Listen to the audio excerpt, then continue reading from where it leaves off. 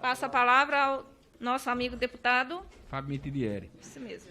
Presidenta, eu primeiro quero agradecer a oportunidade de falar nessa comissão. Eu sou o relator do projeto 4367, que trata do 14º salário dos aposentados e pensionistas. É um projeto que tem um apelo muito grande. Tenho recebido mensagens de dezenas de entidades, tenho recebido mensagens de milhares de aposentados e pensionistas de todo o país, nos cobrando a apreciação desse projeto pela comissão, e um projeto que semana após semana tem sido retirado de pauta, e hoje mesmo já temos aqui alguns pedidos de retirada de pauta também do projeto 4367. Faço um apelo aos meus colegas deputados para que a gente possa apreciar e aprovar esse projeto, que é tão importante para os aposentados e pensionistas que não receberam um auxílio específico durante toda essa pandemia, que vem sofrendo com perda de arrecadação, com essa triste realidade que nós estamos vivendo. Então, faço aqui um apelo aos colegas que tenham sensibilidade com os aposentados e pensionistas e possam aprovar, ou pelo menos deixar que a gente leia hoje esse projeto e apreciá-lo na votação seguinte. Mas importante é que essa casa veja que nós já estamos terminando o mês de outubro, o ano está acabando, e que a gente possa lembrar dos aposentados e pensionistas aprovando o PL 4367, e eu parabenizo o deputado Pompeu de Matos, que é o autor do projeto, e que, se Deus quiser, essa FT vai aprovar logo em breve. Peço aos meus colegas deputados que pensem nos aposentados e pensionistas do Brasil e aprovem esse projeto 4367, que está na pauta de hoje. Senhora presidente. Deixa eu só fazer um comentário aqui rapidinho. Bom, nobre deputado, eu entendo muito bem, né, as suas razões. Inclusive, eu também tenho sido bastante acionada junto às redes sociais. Diariamente eu respondo ali, eu mesma tenho respondido umas 100 mensagens diárias só numa rede. As demais eu não consigo controlar todas, e todos pedindo a mesma coisa. Agora, eu não cheguei a ler a fundo o seu projeto, mas eu pressuponho que essa resistência talvez esteja se dando pela ausência da indicação da fonte de custeio. Nós sabemos que todo o projeto de lei que traz algum aumento de despesa para a União, algum tipo de renúncia fiscal, nós temos que dizer exatamente qual vai ser a sua fonte de custeio, o seu impacto financeiro e orçamentário nas contas públicas. Eu sempre digo isso aos meus seguidores e eu tenho feito questão de responder àqueles que têm me acionado pelas redes nesse sentido. E eu repito isso sempre. Gente, o Brasil, aqui nós não temos uma fábrica de dinheiro. Nós temos dívida pública e, como toda dívida, mesmo aquela dívida que a gente tem dentro de casa, ela tem um limite. E nós aqui no Brasil estamos com endividamento muito alto, em boa parte em razão dos impactos da pandemia. Agora nós estamos naquela fase, então o governo federal gastou muito mesmo para contornar toda a crise na saúde, nos auxílios emergenciais, que se fizeram necessários, evidente, nos programas de manutenção de emprego. Tivemos uma série de renúncias fiscais que também fizeram reduzir, e muito significativamente, a arrecadação do governo. E quando eu digo governo, não estou falando das personas que fazem parte do governo, como o presidente, o vice, como nós aqui. Eu falo o povo. Então, quer dizer, isso tudo vai diretamente, se influencia diretamente. E como influencia? Na inflação. Né? Existe aquela regrinha bem antiga que todo mundo aqui já conhece, que quando o governo gasta mais do que arrecada, tem inflação. E quanto mais o governo gasta do que arrecada, maior o índice da inflação. E a inflação ela é altamente progressiva, prejudicial, principalmente para a população mais carente. Então, nós aqui temos que ter muito cuidado, porque, às vezes, um projeto de lei que hoje é um projeto de alto clamor popular, que é um projeto assim que poderia trazer uma solução imediata para um problema imediato, num prazo muito curto, pode ser uma desgraça, porque só faz aumentar a inflação, e a inflação alcança a todos. Então, a gente sempre pede uma compreensão muito grande dos nobres colegas, a gente sempre pede uma compreensão muito grande daqueles que nos seguem pelas redes sociais e nos pleiteiam a aprovação de um determinado projeto aqui dentro, porque tudo tem que ser feito com muito cuidado, porque senão aquela população que a gente visa beneficiar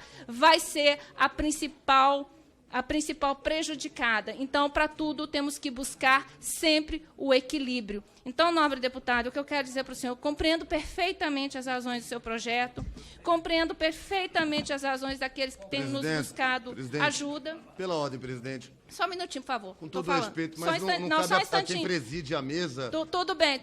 Mas opinião sobre projeto de parlamentar. Não é minha opinião sobre parlamentar. Quem vai decidir isso é a casa, senhora tem que fazer não isso sentada aqui como parlamentar. Tudo bem, mas enquanto presidente, além de ser eu descortês... estou com a palavra. Não é uma eu estou na minha prerrogativa porque estou presidindo essa mesa e tenho o tempo da minha palavra. Não estou criticando o projeto do nobre colega, muito pelo contrário, estou apenas fazendo aqui um juízo, mas que com certeza é o plenário quem vai decidir. Obrigada. Enio Verri, por favor, o senhor com a palavra. Presidente, antes de tudo, eu indago a mesa, com todo respeito a Vossa Excelência, que quando a Vossa Excelência for manifestar qualquer posição, diz o regimento, Vossa Excelência senta conosco aqui, outra pessoa substitui, Vossa Excelência manifesta-se e depois volta. Isso é um primeiro aspecto em respeito à ordem da casa. Então, indiferente da sua opinião, que tem que ser respeitada, seja ela qual for, porque aqui é a casa das diferenças. Mas usar o palanque natural que o seu cargo lhe permite, porque Vossa Excelência foi indicada pelo presidente, não é justo. Fora isso, o que eu gostaria de dizer é o seguinte. Primeiro, sobre o 467, que o nobre deputado defende, ele é um debate profundo numa comissão como a nossa, a Comissão de Finanças e Tributação. Agora, alternativas, caso a gente queira, é possível. Então, eu quero ficar no primeiro ponto. Se o nobre relator ele colocasse lá em aumentar 0,5% a contribuição social do lucro líquido dos bancos, se ele colocasse na proposta dele, já teria atingido as exigências da lei de diretrizes, da lei de responsabilidade e do regimento dessa casa. Bastava apenas ele colocasse de qual é a origem. Está aqui a origem. Ah, mas não passa. Não, meu papel é apresentar a origem, depois é outro assunto. Então, só isso já resolveria. Agora, a gente trabalhar com a lógica que 14º salário para aposentados resulta numa inflação, ela é uma análise, em minha opinião, ela tem um caminho só. Ela não faz uma análise da inflação como um todo. Por exemplo, nada aumenta mais a inflação hoje do que o PPI. À medida que o governo escolheu, junto com o Paulo Guedes e o presidente, uma política de preço do combustível que segue a variação internacional e a variação do dólar, o combustível sobe todos os dias. Vamos chegar a R$10 muito em breve. Bem, não tem nada que causa mais inflação do que o combustível. Aumento de salário de pobre não causa inflação, porque o pobre, ele, no máximo, vai consumir, e consumindo ele vai retomar a produção no momento de crise. Nós temos um momento de crise gigantesca. Se o povo ganha mais, o povo ganhando mais vai comer, porque é só pobre mesmo, 90% é salário mínimo. A população vai comer melhor, retoma a economia, gera produção. É diferente da gente favorecer os mais ricos, porque aí sim você transforma tudo em mercado financeiro, em especulação, que eu tenho certeza que Vossa Excelência também não concorda, que é a posição de Vossa Excelência. Agora, a gente tem que entender isso.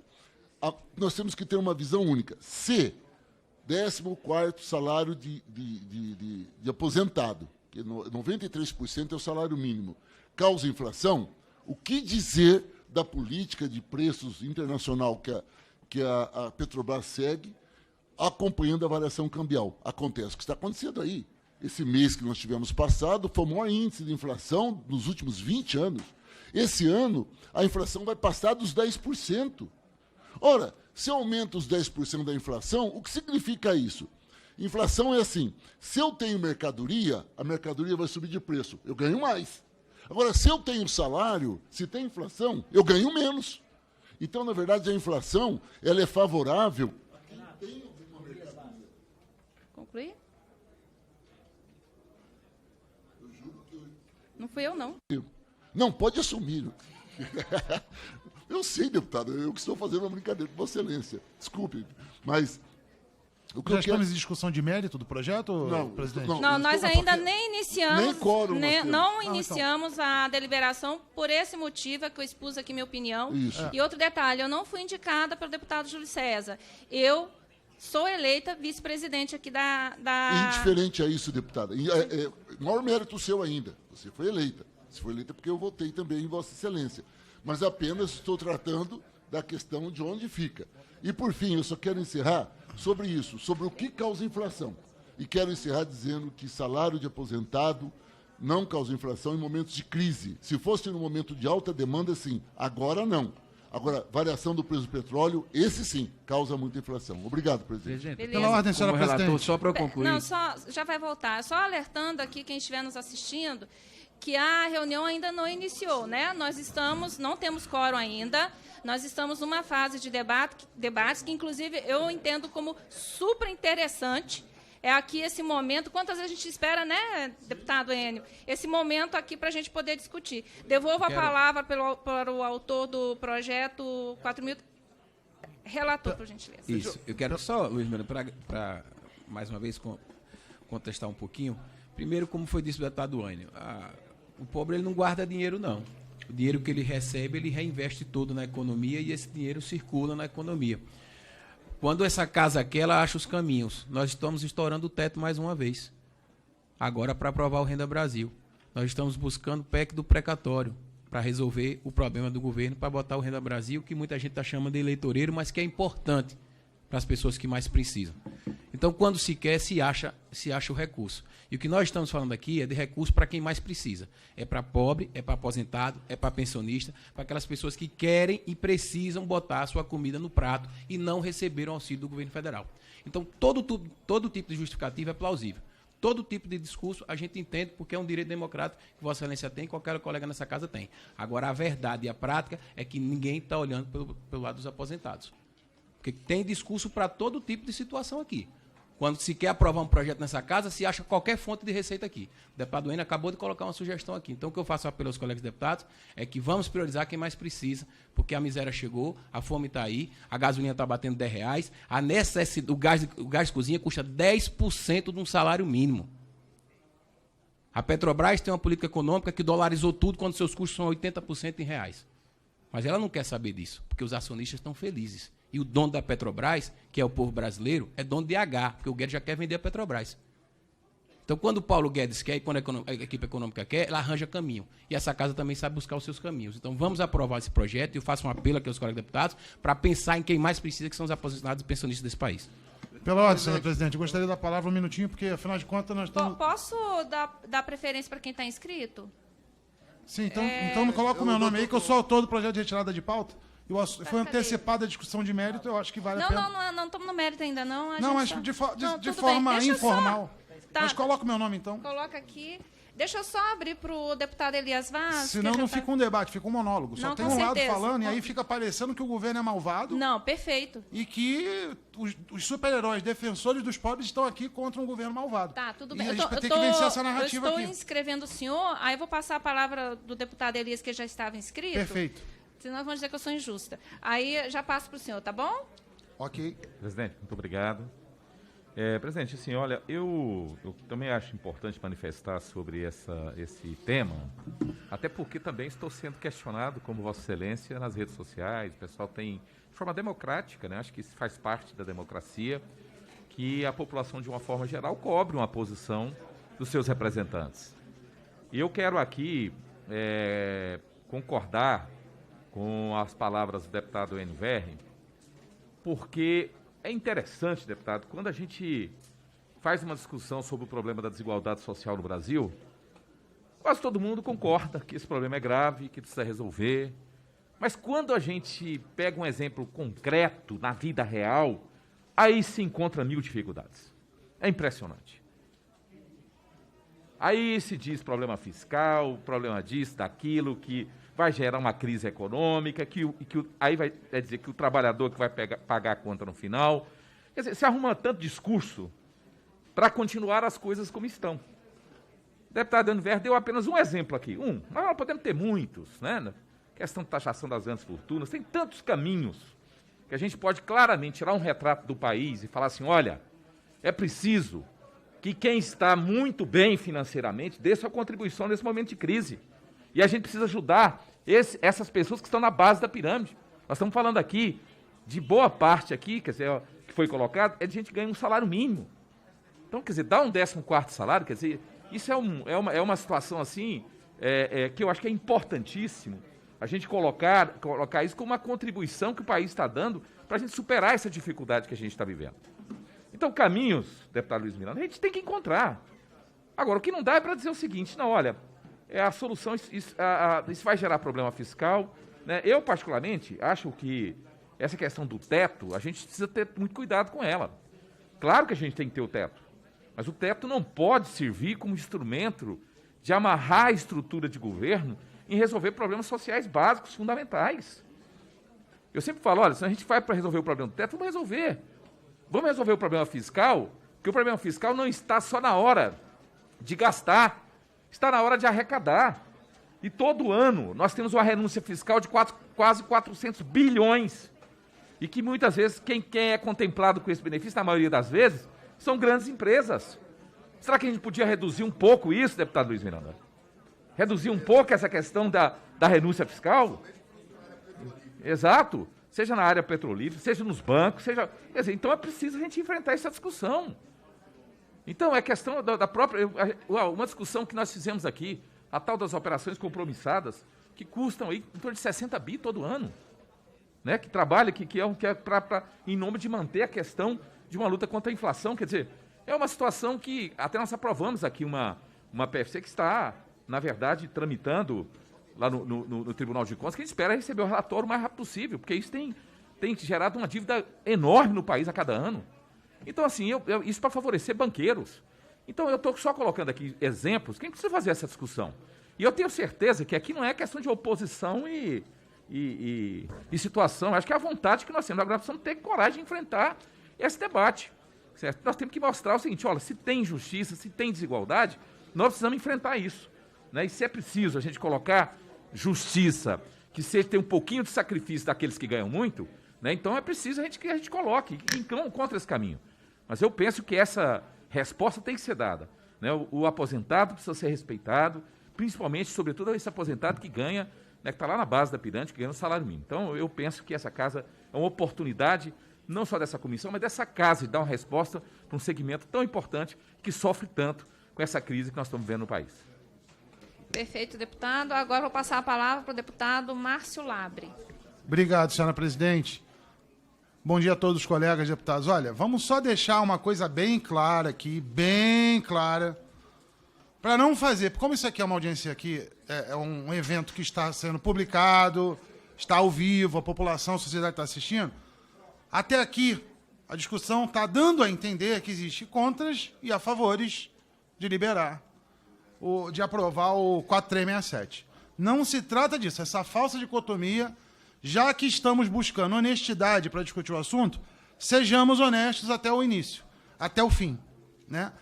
Conversei aqui em off com o relator, e o que eu disse a ele, vamos tentar tirar de pauta, não para discutir mérito, para a gente avaliar o impacto orçamentário e, qual é o principal detalhe?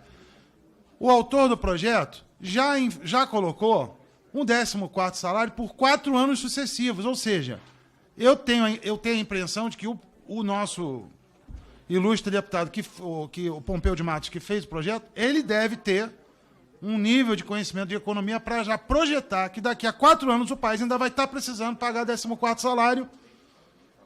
A questão não é pagar agora. Todo mundo sabe, o governo entende, é consenso, que esse ano a crise está muito bruta e vai precisar realmente dar um 14º para o aposentado. Pode ser que ano que vem precise, vamos discutir isso novamente, mas cada movimento desse, nós estamos falando de 80 bilhões de reais. Isso não é um troco de pão na padaria.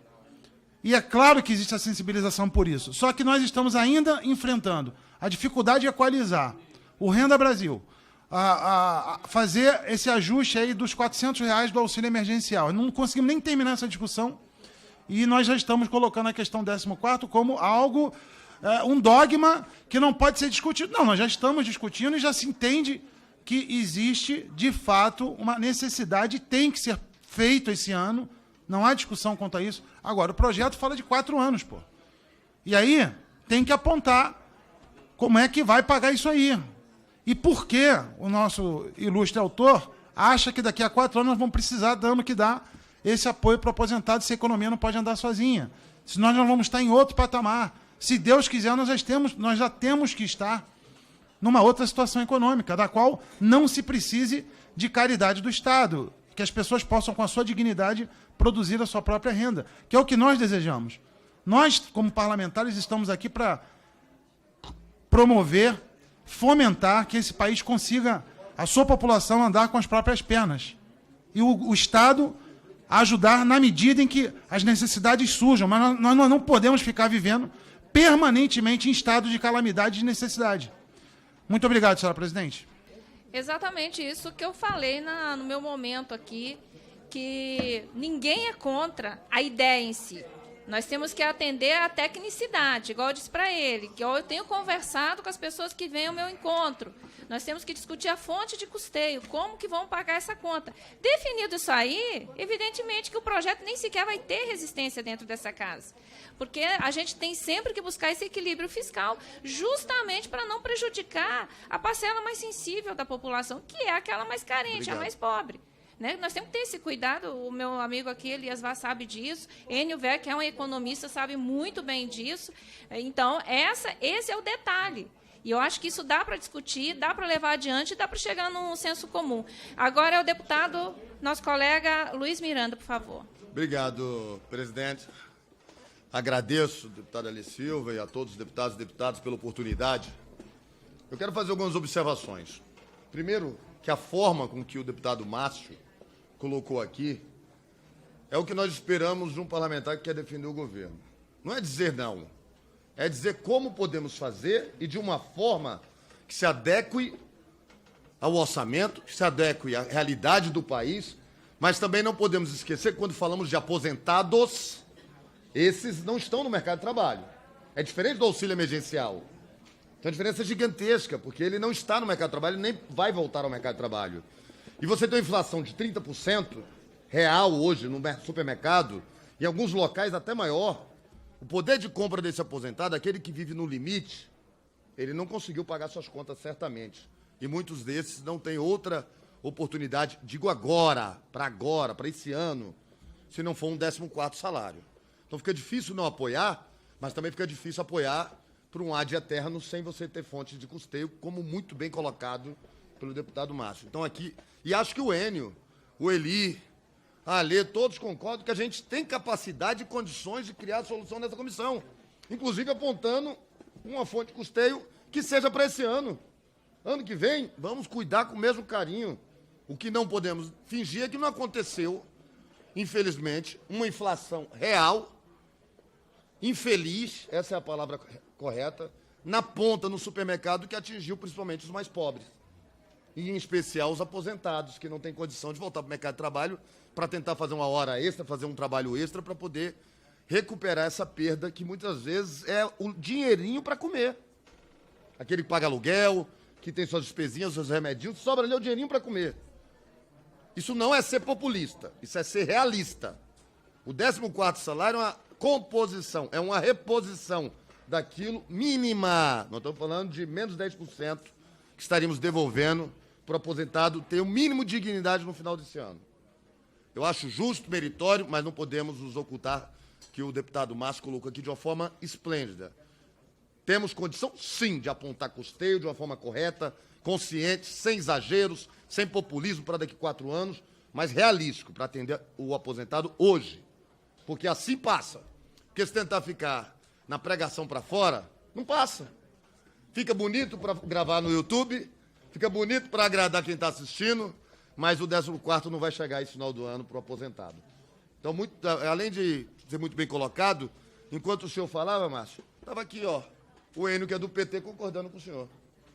Em parte que o senhor está correto, porque cuidar do orçamento é cuidar do dia de amanhã da população, é evitar que nós tenhamos problemas ainda mais graves, que, infelizmente, quando não são administradas da forma correta, chegamos no momento que chegamos aqui, em ter que discutir o que cortar e não como conceder.